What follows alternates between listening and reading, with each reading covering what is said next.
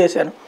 మనకు తెలిసిన లెక్క ఏంటి, దొంగతనం చేశాక చక్కగా నీట్గా అట్ట పెట్టుకోడు, తీసుకెళ్లి కరిగిచ్చేస్తాడు, వెంటనే ఆ ముద్దను అమ్ముకుంటాడు, బతుకుతాడు.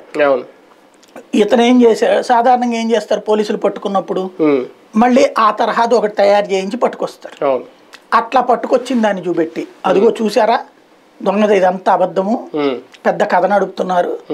రాయపాటి సాంబశివరావు ఇచ్చాడు అది ఒక కిరీటం.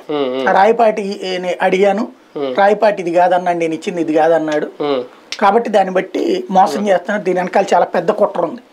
వీళ్ళ వార్తే ఒక కుట్ర, అదొక కుట్ర.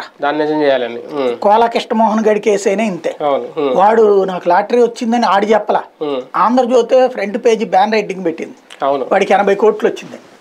తీరాది వస్తే వాడికి ఆ వార్త చూసి 2 కోట్ల 3 కోట్ల అప్పులు ఇచ్చిన తర్వాత మునిగిపోయాక ఇదంతా పోలీసులు తెలివి తక్కువతనమని రాశారు. అట్లాంటి విచిత్రమైన మీడియా కుట్రలు, లేకపోతే వాళ్ళ ఇగోస్తో వచ్చే వార్తల దరిద్రమే ఇప్పుడు ఇక్కడ. కానీ ఈ కేసులో కృష్ణారెడ్డి అప్పుడు ఇచ్చిన ఫిర్యాదు కానీ అప్పుడు ఆఫీసర్ రామ్ సింగ్ ఆయన అంటే వాళ్ళే కేసు తప్పుదో పట్టి ఇంత ల్యాగ్ మొత్తం చుట్టి తిరిగిందా, ఇప్పుడు ఫైనల్ ఎక్కడికి రావాలో కేసు అక్కడికి వస్తుందా? కష్టమేమో, ఎందుకంటే ఇప్పుడు వాస్తవంగా ఫస్ట్ దర్యాప్తు చేసినటువంటి అధికారిని Sudha Singh first perfect scientific చేసింది.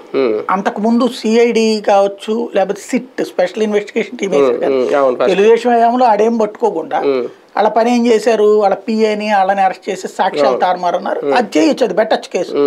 అసలోడి సంగతి వదిలేసి కొసరు దాని మీదతో కాలక్షేపం చేశారు, వాళ్ళ పిఏని వాళ్ళని వీళ్ళని పెట్టే